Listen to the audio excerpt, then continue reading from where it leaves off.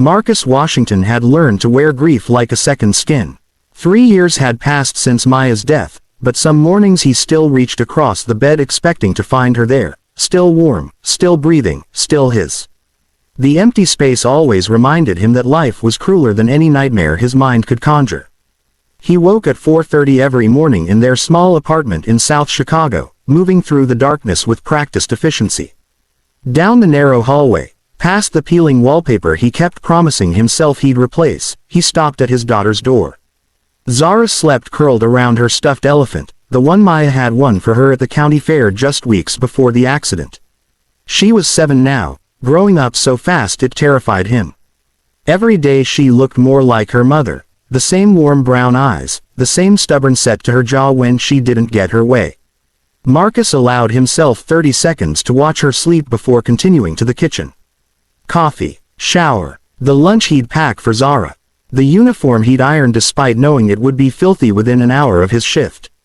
This was his life now, and he'd made peace with its simplicity.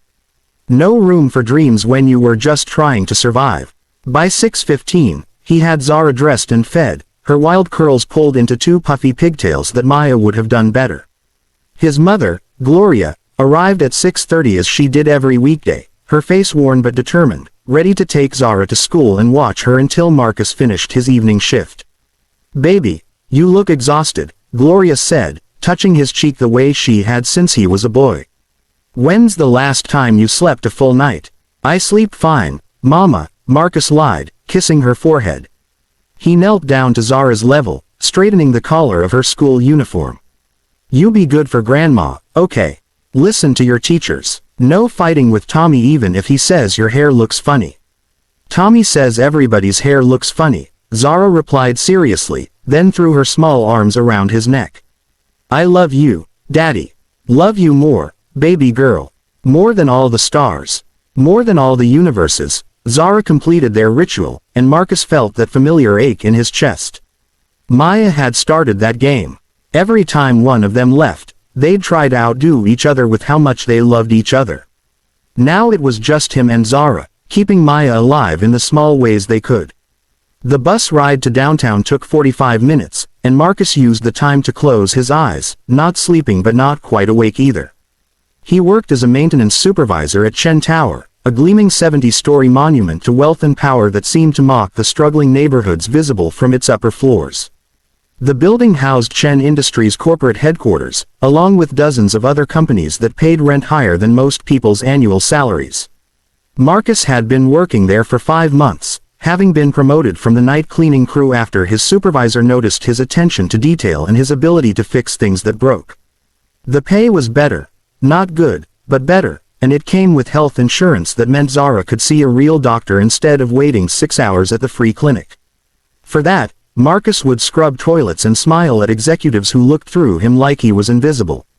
He clocked in at 7:53, greeting the other maintenance workers with quiet nods. Most of them were like him, people working multiple jobs, sending money back home to other countries, or trying to pull themselves out of holes that seemed to get deeper every month. They were the invisible infrastructure that kept the building running, that made it possible for people in expensive suits to have their coffee meetings and million-dollar deals. "Marcus, good, you're here," his supervisor, Tom, called out, jogging over with his clipboard. "Listen, we've got a situation. The CEO's office suite, Chen himself, their HVAC system is acting up. Making some kind of rattling sound. Security won't let any of the regular crew up there without an escort, and everyone's tied up.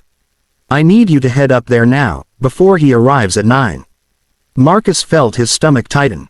The executive floors were different territory, places where people like him were even more invisible, where one wrong move or misunderstood word could mean termination. "You sure you want me?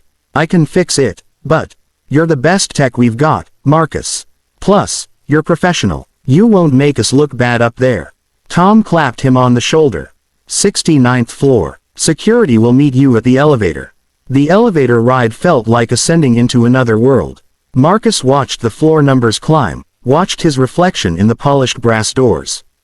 Dark skin that Maya used to trace with her fingers, telling him he was beautiful even when the world tried to make him feel otherwise.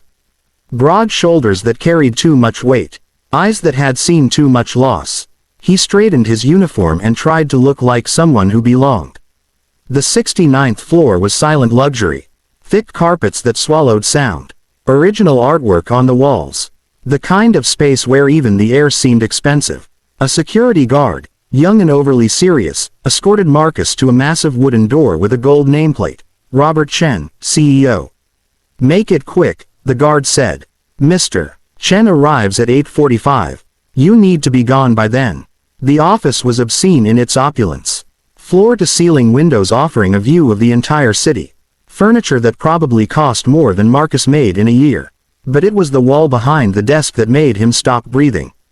A gallery of photographs in elegant frames. Family photos, he assumed.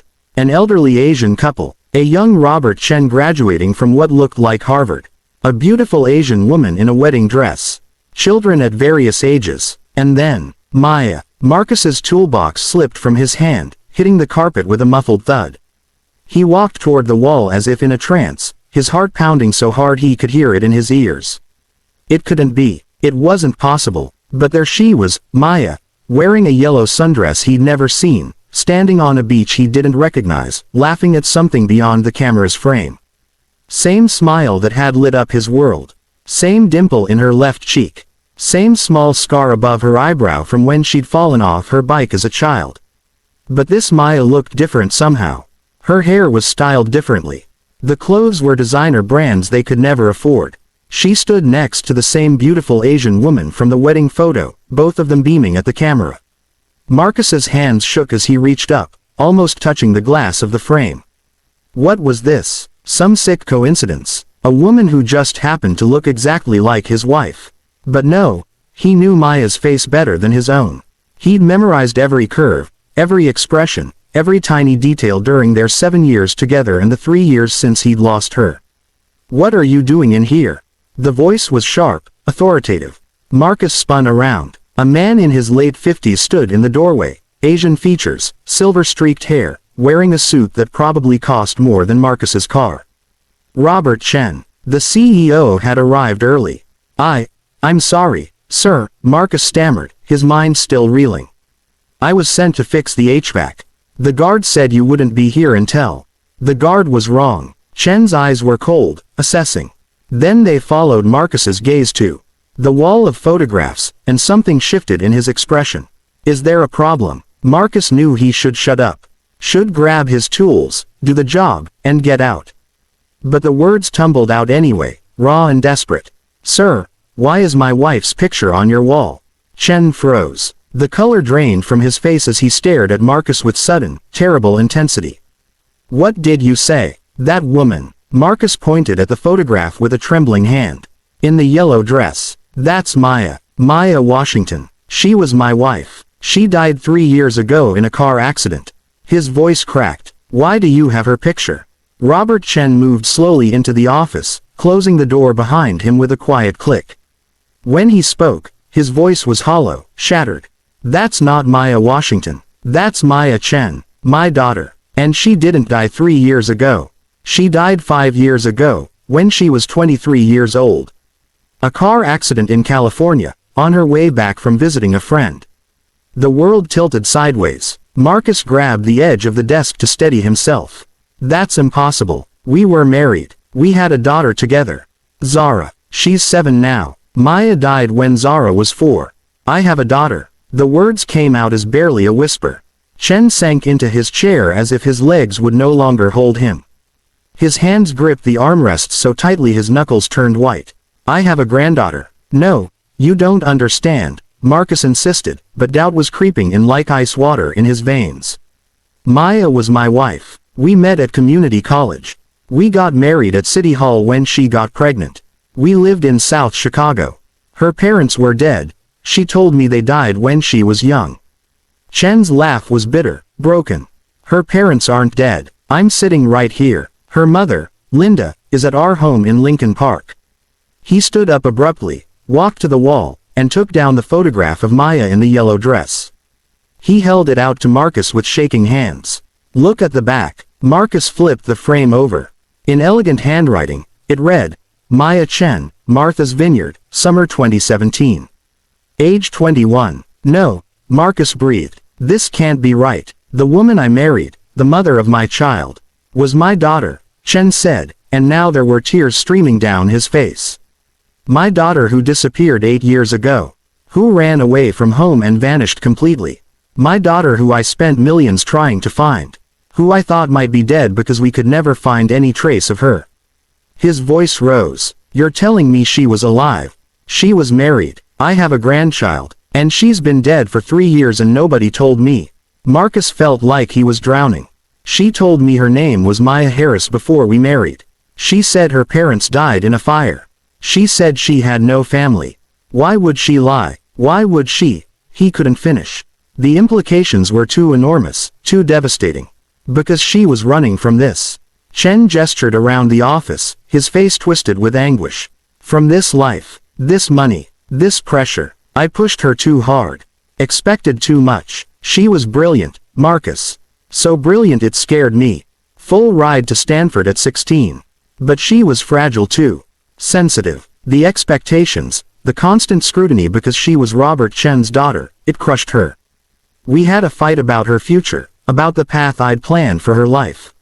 She said I didn't see her as a person, just an extension of the Chen legacy. And then she was gone. Marcus slumped against the desk, his mind trying to reconcile two impossible truths. The Maya he'd known had been quiet about her past, yes, but she'd been warm and loving and present. She'd worked as a barista, taken night classes in literature, read books to Zara every night before bed. She'd been real. Their love had been real. Hadn't it? I need proof, Marcus said, his voice hoarse. I need to know this is really true. Maybe your daughter just looked like my wife. Maybe. What was her birthday? Chen asked abruptly. March 14, 1996. Marcus's throat closed. Yes. Did she have a scar on her left shoulder blade? Shaped like a crescent. From a bike accident when she was 7. She told me. Marcus stopped. She'd told him it happened in foster care. Another lie. Yes. Could she solve a Rubik's Cube in under 2 minutes? 47 seconds was her record. Marcus's eyes burned. How are you? Because she's my daughter, Chen said, and now he was openly crying, this powerful man in his expensive suit, crying like his heart was breaking all over again. My baby girl, my Maya, you're telling me I missed 3 more years with her. That she had a child, my grandchild, and I never knew. That she died and I couldn't even go to her funeral. The two men stared at each other across the vast office, both devastated, both trying to understand how the same woman could have been 2 different people, how love and lies could be so thoroughly intertwined. I need to sit down, Marcus said numbly, and Chen gestured to a chair that probably cost more than Marcus's monthly rent. They sat in silence for a long moment, the photograph of Maya between them like evidence in a trial neither of them wanted to attend. Finally, Chen spoke, his voice raw. Tell me about her. Tell me about my daughter. What was she like? Was she happy? Marcus closed his eyes, and Maya appeared behind his eyelids the way she always did. She laughed at terrible jokes. She made up songs while she cooked. She cried at commercials with puppies. She loved thunderstorms and hated the smell of coffee even though she worked at a coffee shop. She was the best mother I've ever seen, patient and creative and always making Zara feel like the most special kid in the world. His voice broke. She was everything to me. And now you're telling me I never really knew her at all. No, Chen said firmly. You knew her better than I did. I knew Maya Chen, the prodigy, the heir, the girl who carried my expectations like stones on her back. You knew the woman she chose to become. The real her. He wiped his eyes roughly. I need to meet my granddaughter.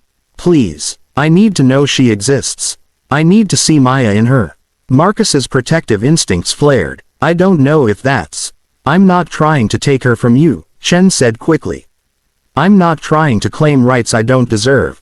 But please, Marcus, I lost my daughter twice. Don't make me lose her a 3rd time by never knowing the child she created. The legacy she left behind. Marcus thought of Zara, of her bright smile and her mother's eyes. Thought of all the times he'd wished she had more family, more people to love her and support her. Thought of the college fund he couldn't build, the opportunities he couldn't provide, the future that seemed so uncertain. But he also thought of the lies. The deception. The fact that Maya had hidden her entire previous life from him.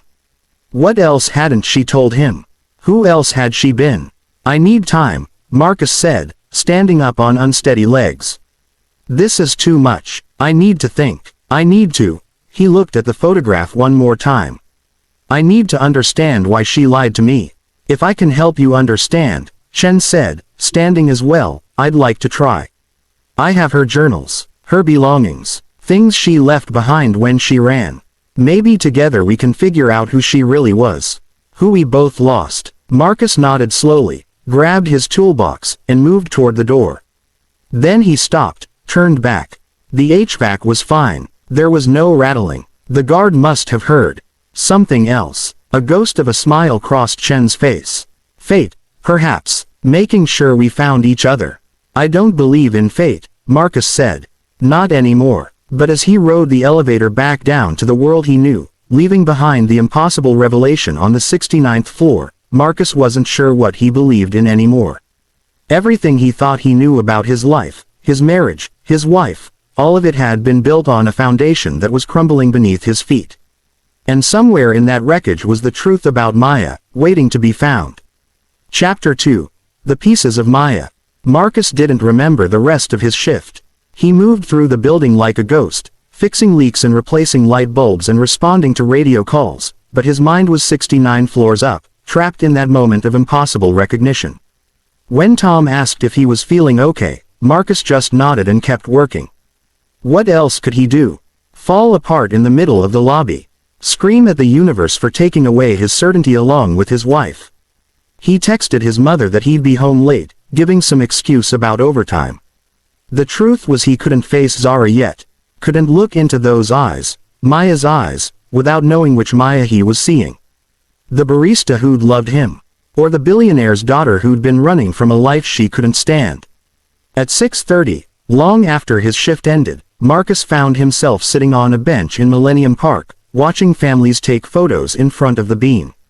Children laughing, couples holding hands, everyone moving through their lives without knowing that reality could shatter in an instant, that the person sleeping next to you might be a stranger, that love might be built on lies.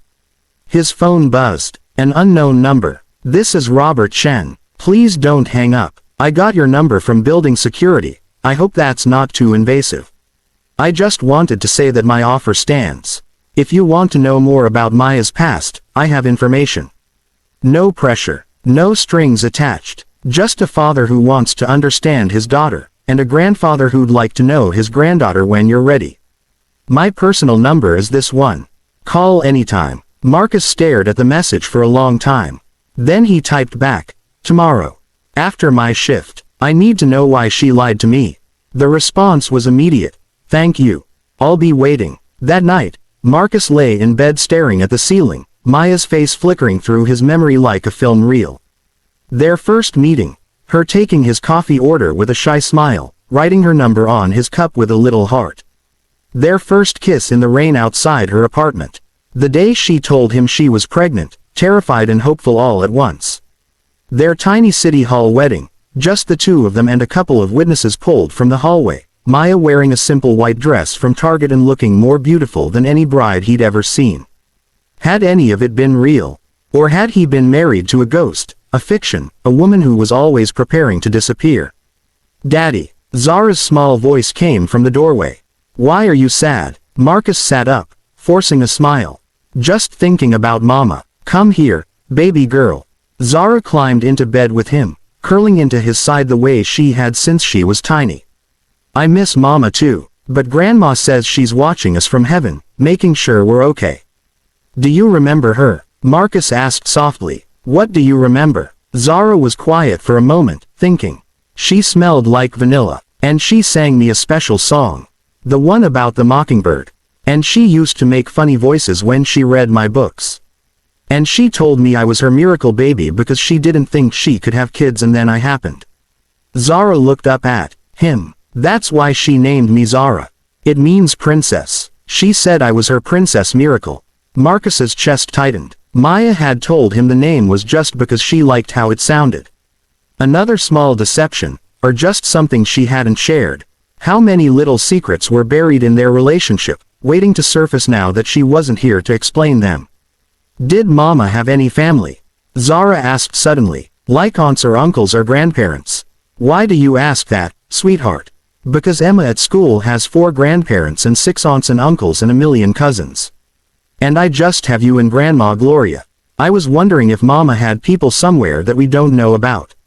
Marcus pulled her closer, pressing his lips to her wild curls. Would you want to meet them if she did? If we found out she had family? I don't know, Zara said honestly. Are they nice? I think so. I think they loved your mama very much. Then maybe yes. If they loved Mama, they might love me too. Out of the mouths of babes, Marcus thought. While he was spiraling into betrayal and hurt, Zara was seeing it simply. More people to love her might not be a bad thing. The next day dragged like molasses. Every minute felt like an hour, every task an obstacle between him and the truth. Finally, at 5:30, Marcus clocked out and took the elevator back up to the 69th floor. The same security guard gave him a knowing look but didn't ask questions. Chen was waiting in his office, but it looked different now. The massive desk had been moved aside, and in its place was a table covered with boxes and photo albums. The wall of photographs seemed larger somehow, more photographs of Maya at different ages visible now that Marcus was looking for them. Thank you for coming, Chen said. He looked like he hadn't slept either, his expensive suit rumpled, his eyes red-rimmed. I pulled everything I had of Maya's. I thought we could go through it together. Maybe find some answers. Marcus approached the table slowly, like it might explode. The top box was labeled, Maya, high school years, in neat handwriting. Before we start, Chen said, I want you to know something. Whatever you discover here, whatever Maya did or didn't tell you, it doesn't mean she didn't love you. My daughter was complicated, brilliant and fragile and fighting demons I didn't understand until it was too late. If she built a new life with you, it's because she wanted that life. Needed it, maybe. Or maybe I was just convenient, Marcus said bitterly. A way to hide. A cover story. No. Chen's voice was firm. I hired the best investigators money could buy to find her. They tracked her to Chicago, but after that, nothing. She was careful. She covered her tracks. She could have done that anywhere, with anyone. But she chose you. She stayed with you. She had a child with you. That meant something. Marcus wanted to believe that, but trust was a luxury he could no longer afford. He opened the first box. Inside were yearbooks, report cards, certificates of achievement. Maya Chen, valedictorian, National Merit Scholar, piano recital winner, science fair champion. Page after page of excellence, of a girl being molded into someone exceptional. Marcus looked at the photographs. Young Maya with a trophy, young Maya at graduation, young Maya always smiling but something hollow in her eyes. She was under so much pressure, Chen said quietly, looking at a photo of teenage Maya. From me, from her mother, from the expectations that came with being a Chen. When she got into Stanford at 16, we thought we'd won. Thought we'd successfully created a prodigy. We didn't see that we were destroying her. They moved through the boxes chronologically. Middle school Maya, winning spelling bees. Elementary school Maya, reading at a college level. Baby Maya, held by proud parents who had no idea their brilliance would become her burden. Then they reached the journals. Chen handed Marcus a leather-bound book with hesitant hands. These are hers, from her last year at home. I've read them 1,000 times, trying to understand. Maybe they'll help you too. Marcus opened the journal to a random page. Maya's handwriting, curvier and more elaborate than the simple script he'd known, filled the pages. I don't know who I am anymore. Am I Maya Chen, genius daughter, future CEO, the girl who's supposed to change the world? Or am I just a girl who wants to read books and write poetry and maybe not have her entire future mapped out before she's 20? Dad scheduled me for 12 meetings this summer. Networking, he calls it. I call it selling my soul to people who see me as an investment, not a person. Mom keeps asking what's wrong, why I'm not happy, why I can't just appreciate how lucky I am. Maybe I am lucky. Maybe I'm just broken. Maybe lucky and broken are the same thing when you have everything except the right to choose nothing. Marcus flipped to another entry. I had a panic attack today during my internship presentation. Had to excuse myself, locked myself in a bathroom stall, couldn't breathe. 20 minutes of pure terror. When I came back, Dad was disappointed but understanding. He thinks it's performance anxiety. Gave me the name of a therapist who specializes in high-achieving individuals. That's what I am. High-achieving. Not anxious. Not suffocating. Not dying inside every time someone asks what my 5-year plan is. Just high-achieving and temporarily experiencing some stress. A therapist can fix that. Medication can fix that. What can fix the fact that I don't want the life everyone's built for me? Page after page revealed a girl suffocating under expectations, drowning in a life she never chose. And then, near the end of the journal, an entry that made Marcus's hands shake. I'm leaving. I can't do this anymore. I've saved money from my allowance, opened a bank account Dad doesn't know about. I'll go somewhere they'll never look, somewhere I can be no one.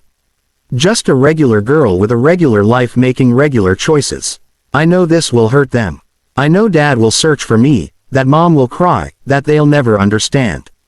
But I can't explain it in a way that makes sense to people who've never felt like a prisoner in a golden cage. I'm not running away. I'm running toward something, a life where I get to decide who I am. A life where Maya Chen doesn't exist and someone new, someone real, gets to be born. I hope I can find her. I hope she's worth all this pain I'm causing. Marcus set the journal down with trembling hands. Chen was watching him with eyes full of grief. She was going to end her life, Chen said quietly.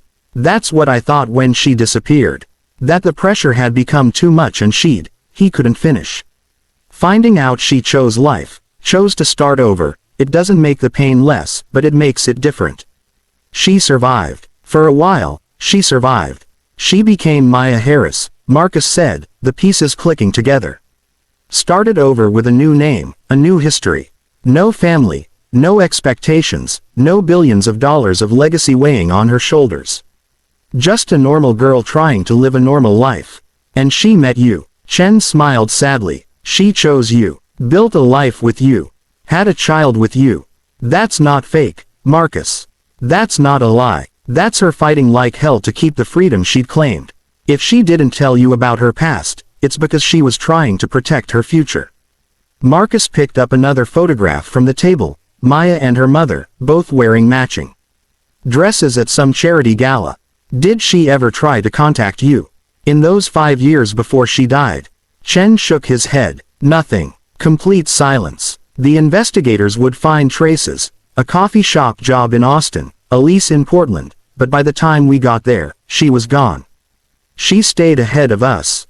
I eventually called them off. Realized that maybe she didn't want to be found. That maybe the greatest gift I could give my daughter was letting her go. I don't understand how she managed it, Marcus said. Staying hidden in the age of social media, facial recognition, digital footprints. She was brilliant, Chen replied simply.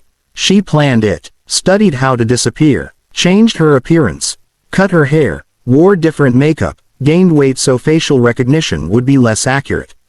Used cash when possible, stayed off social media completely. Moved frequently enough that she couldn't be tracked but not so frequently that she couldn't build a life. And she was careful about who she let close. He looked at Marcus. She must have trusted you deeply to let you in. To stay. To build something permanent. Marcus thought about their relationship, about Maya's quirks that now made terrible sense. Her reluctance to take photos. Her insistence on a tiny wedding with no guests. Her panic whenever he suggested posting family pictures online. Her careful distance from his friends and his mother at first, slowly warming up only after months of proving herself trustworthy. He'd thought she was shy, maybe had trauma from her fictional dead parents. Never imagined she was hiding from a whole other life. Can I show you something? Chen asked, walking to his desk. He pulled out a file folder, handed it to Marcus. Inside were legal documents. After Maya disappeared, I set up a trust fund for her. $10 million, untouchable, waiting for her return. When you told me about Zara, I had my lawyers draw these up. The trust transfers to your daughter. For education, for her future, for whatever she needs. It's not a bribe or an attempt to buy access. It's what should have been Maya's, and now it belongs to her daughter. Marcus stared at the documents. $10 million. More money than he could comprehend.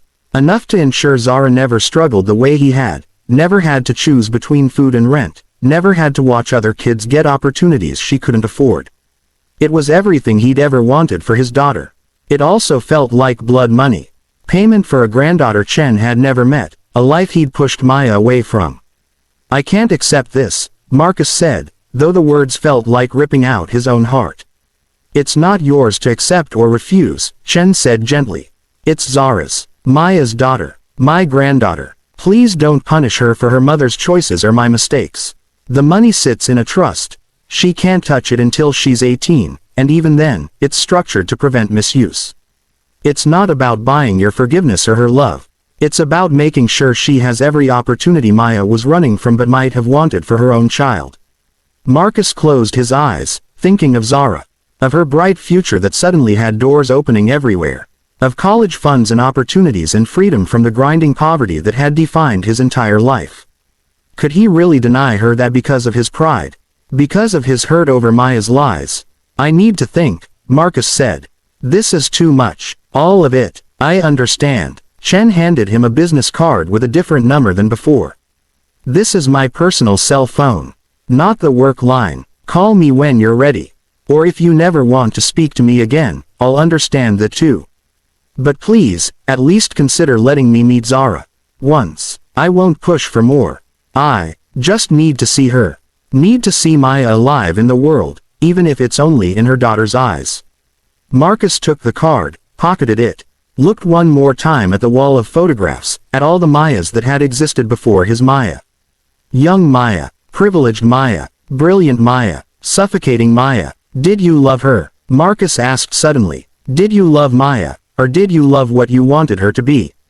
Chen's face crumpled. Both. Neither. I loved her more than life itself, but I didn't love her well. Didn't love her in the way she needed. I was so focused on her potential that I forgot she was a person first. My brilliant daughter second. I failed her, Marcus. Failed her so completely that she'd rather have started over with nothing than stayed with everything. That's something I'll carry until I die. Marcus understood that guilt, recognized it. He carried his own version. All the times he'd been too tired to really listen when Maya had seemed sad. All the moments he'd been focused on bills and work and survival instead of seeing that his wife was still running, still hiding, still scared of being found. He'd loved her, yes. But had he seen her? Really seen her? I'll think about it, Marcus said again, and headed for the door. Marcus. Chen's voice stopped him. Thank you for taking care of her. For giving her the life she wanted. For making her happy, even if it was only for a little while. Thank you for loving her. Marcus nodded, not trusting himself to speak, and left. The bus ride home was a blur. Marcus kept thinking about the journals, about Maya's words.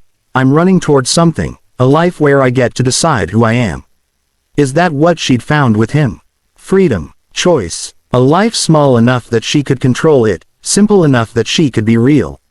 Or had she just traded one cage for another, swapping expectations of brilliance for the grinding poverty of survival, replacing her father's disappointed looks with Marcus's exhausted ones? When he got home, Gloria was watching TV while Zara did homework at the kitchen table. Late night again? Gloria asked, concern in her eyes. Yeah, Mama, had to handle something. Marcus kissed Zara's head, looked at her homework. Math problems. She'd gotten them all right. You're so smart, baby girl. Just like your mama. Daddy, can we go to the Field Museum this weekend? Zara asked. There's a special exhibit on ancient Egypt. Ms. Johnson said it's really cool. Marcus thought about the trust fund sitting in a lawyer's office. Thought about how tickets to museums used to be a luxury he couldn't afford. Yeah, baby, we can go to the museum. We can go anywhere you want. Zara beamed, and Marcus saw Maya in that smile. Not Maya Chen, not Maya Harris, but just Maya. His wife. Zara's mother. A woman who'd been many things to many people but had chosen, in the end, to be theirs. That night, after Zara was asleep, Marcus pulled out his phone and stared at Robert Chen's number. Finally, he sent a message. She loved reading, poetry especially. She'd quote Rumi and Maya Angelou while she cooked. She loved thunderstorms, would stand on our balcony watching lightning, Saying it reminded her that beautiful things could be dangerous. She sang made-up songs about everything, doing dishes, folding laundry, giving Zara a bath. Terrible songs with silly rhymes that made us laugh. She cried easily. Sad commercials, touching news stories, seeing homeless people on the street. She felt everything deeply, maybe too deeply. She was an incredible mother, patient and creative and always making Zara feel seen and valued. She was my best friend, my partner, my whole world, and now I know she was your daughter. Your brilliant, broken, brave daughter who ran away to find herself and maybe did. I don't know if I can forgive the lies, but I think I understand them. And I think maybe you should meet your granddaughter. Not because you deserve it or because money can buy back what you lost. But because Zara deserves to know that her mother came from somewhere. That she has history. That there are people who loved Maya before I did and who will love Zara now because she carries Maya forward. So yes, you can meet her, but on my terms, in my home, on my schedule. Deal. The response came 30 seconds later. Deal. Thank you. Thank you for giving me back a piece of my daughter. I promise I won't let you down. I won't let her down. I'll be the grandfather Maya needed me to be as a father.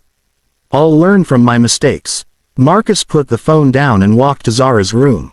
She slept peacefully, her stuffed elephant tucked under her chin, looking so much like Maya it hurt. But it was a different kind of hurt now, not just loss, but complexity. Not just grief, but understanding. Maya had been many things. A prodigy, a runaway, a barista, a wife, a mother, a woman fighting for the right to define herself on her own terms. She'd lied, yes, but she'd also loved. She'd built a life, created a family, given Marcus the greatest gift he'd ever received, their daughter. Maybe that was enough. Maybe love didn't require perfect honesty, just honest trying.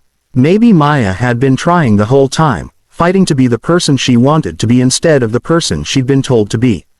I forgive you, Marcus whispered into the darkness. I don't understand everything. Maybe I never will. But I forgive you, Maya. Whoever you were, whatever you were running from. You gave me Zara. You gave me love. You gave me a reason to be better. So I forgive you. And in the silence of his daughter's room, with the city lights filtering through the curtains and Zara's gentle breathing filling the space, Marcus felt something shift. Not healing. It was too soon for that. But acceptance. Understanding. The beginning of a peace he hadn't known he needed. Maya was gone. Maya Chen and Maya Harris both. Gone in a way that couldn't be undone. But Zara remained. Their daughter. Robert Chen's granddaughter. A little girl carrying two legacies forward, blending them into something new. Maybe that was the truth they'd all been looking for. Not the lies Maya had told or the life she'd hidden, but the love she'd left behind. The miracle baby who'd been named Princess because she was everything her mother had hoped to find. Proof that starting over was possible, that freedom was real, that even people running from their past could build a beautiful future. 2 weeks later, Robert Chen came to Marcus's small apartment in South Chicago, riding the same bus as Marcus took every day, walking the same cracked sidewalks, entering the building with its peeling paint and flickering lights. He wore jeans and a simple shirt. No suit, no armor of wealth. Just a grandfather meeting his granddaughter for the first time. Zara was shy at first, hiding behind Marcus's legs. But Chen sat on the floor, pulled out a photo album, and showed her pictures of her mother as a little girl. Showed her young Maya playing piano, reading books, laughing at birthday parties. Your mama was the smartest person I ever knew, Chen said softly. But more than that, she was kind, creative, brave, just like you. Did you love her? Zara asked, that 7-year-old directness cutting through pretense. So much, Chen said, his voice breaking. So much. Not always in the right ways, but always with my whole heart. Then I think we can be friends, Zara decided, and climbed onto his lap to look at more pictures.